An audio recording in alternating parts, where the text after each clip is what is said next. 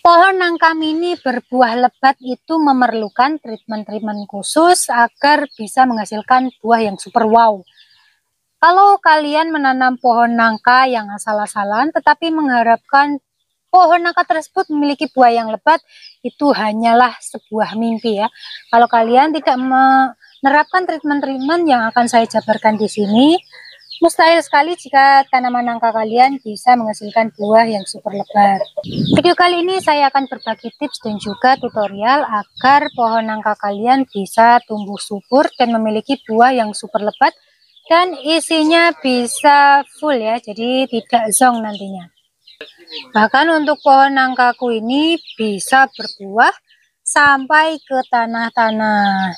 Nah, untuk tips yang pertama, saya sarankan kalian memilih jenis tanaman nangka yang memang bisa menghasilkan buah yang lebat seperti nangka sayur ataupun nangka cempedak, persilangan nangka antara cempedak ya. Orang-orang sering menyebutnya dengan sebutan nangkada. Nah, kalau ini saya menanam sebuah nangka lokal ya, nangka lokal, dan ini buahnya itu maknyus sekali, lezat sekali dan manis tentunya. Kemudian untuk trik yang kedua, penyiapan media tanam itu sangatlah penting. Jadi media tanam seperti apa sih yang memang betul-betul bagus untuk tanaman nangka kita? Sebetulnya tidak hanya tanaman nangka yang memerlukan media tanam yang bagus. Setiap kita menanam tanaman apapun memerlukan media tanam yang bagus, tentunya yang terdapat kompos ataupun pupuk yang terkandung di dalam tanah, karena pohon itu membutuhkan karbon dioksida untuk proses fotosintesis. Jadi kalau pupuknya cukup, otomatis tanaman kita akan melakukan fotosintesis dengan lancar tanpa hambatan ya. Tips dari saya, jika tanah di sekeliling tanaman nangka sudah mulai memadat, kita harus selalu menjaga kegemburan tanah tersebut. Jadi lakukan sebuah penggemburan seperti ini. Nah, ini karena saya sering melakukan penggemburan, jadi tanah di sekitar pohon nangkaku ini betul-betul sangat gembur dan subur sekali. Tak heran pohon nangka ini selalu memunculkan tunas-tunas baru yang akan tumbuh menjadi buah seperti ini. Tidak hanya melakukan penggemburan, kita juga harus memberikan pupuk yang cukup untuk pohon nangka kita.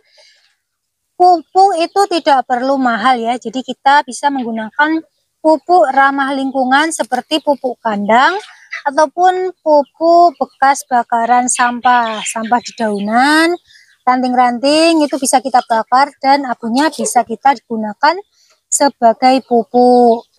Nah, ini contohnya kemarin saya baru melakukan pembakaran sampah, tapi perlu diingat kalian jangan menggunakan bekas sampah bakaran itu ketika masih panas. Jangan ya, kita sebaiknya gunakan yang sudah terurai oleh tanah. Jadi itu tentunya sangat baik. Kalau masih panas itu kan akan mengakibatkan pohon nangka kita malah justru menjadi layu dan lama-kelamaan akan mati. Nah, ini aku menggunakan yang sudah terurai oleh tanah.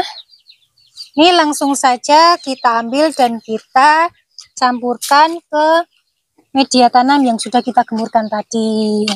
Nah, untuk dedaunan seperti ini tidak apa-apa ya, karena dedaunan ini nanti lama-kelamaan akan membusuk dan update menjadi pupuk kompos. Setelah pemberian pupuk yang cukup, jangan lupa untuk menyiraminya setiap hari. Maksimal 2 hari sekali ya, itu kalau musim kemarau. Jangan sampai tanah di sekelilingnya itu retak-retak, itu malah tanaman tidak bisa berfotosintesis ya. Karena proses fotosintesis itu membutuhkan air, kalau sampai kekeringan otomatis tidak akan berlangsung ya proses fotosintesis tersebut. Setelah pemberian pupuk yang cukup dan penyiraman yang cukup, kita juga harus pinter-pinter dalam pengendalian hama. Biasanya kalau di tanaman nangka itu hamanya adalah kutu-kutu putih ataupun kupu-kupu putih seperti ini. Nah, untuk seperti ini sebetulnya kita siram atau kita semprot dengan air saja dia akan minggat ya. Tapi harus rajin-rajin, kalau bisa kalian pakai selang ya. biar tanaman ini terbebas dari hama. Kalau misalkan sudah terlanjur hamanya itu membandel, kalian bisa semprotkan pestisida. Tapi perlu diingat, kalian jangan menggunakan pestisida yang kimia, karena buah nangka ini kan nantinya akan kita makan ya. Jadi sebaiknya kita gunakan pestisida yang memang ramah lingkungan dan aman ketika tidak sengaja tertelan. Karena kalau ini buah nangka tidak mungkin kita menelan ya, karena buahnya berada pada bagian dalam. Nah, setelah menerapkan trik yang sudah saya jabarkan tadi, tetapi pohon nangka kalian masih belum berbuah juga, cara alternatif yang biasa saya lakukan adalah dengan cara penyayatan batang pohon nangka seperti ini. Ini bekasnya.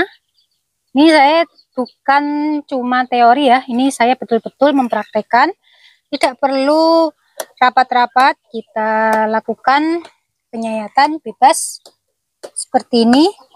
Ini fungsinya adalah agar hasil fotosintesis tidak semuanya turun ke akar. Jadi pohon nangka ini nutrisinya tersimpan di dalam batang dan lebih fokus memunculkan buah-buah seperti ini.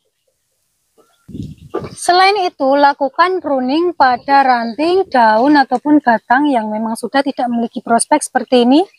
Nah, ini tadinya dia mau muncul buah, tapi buah pejantan dan dia rontok, sebaiknya kita pruning saja, karena kalau seperti ini hanya akan membuang-buang nutrisi. Jadi daripada dibuang ke sini, lebih baik dia berfokus untuk memunculkan tunas-tunas baru yang nantinya akan tumbuh buah.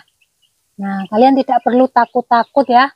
Pruning itu sesuka hati kalian saja. Bahkan daun-daun yang sudah kering atau sudah menguning, kalau perlu kita pangkas juga seperti ini.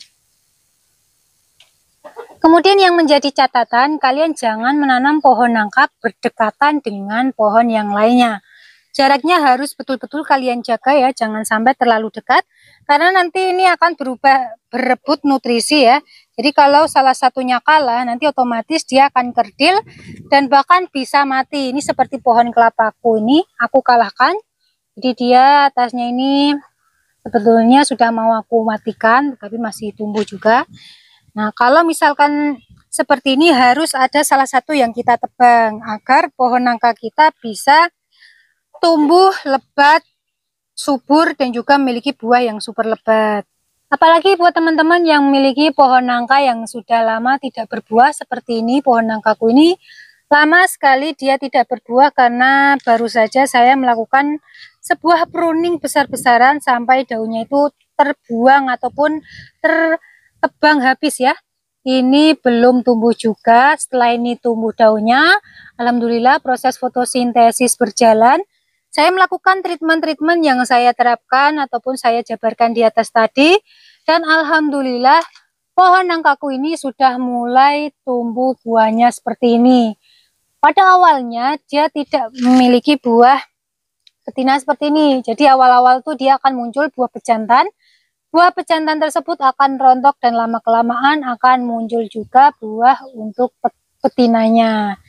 Jadi seperti itu ya teman-teman, semoga video ini bermanfaat buat para sahabat pecinta tanaman.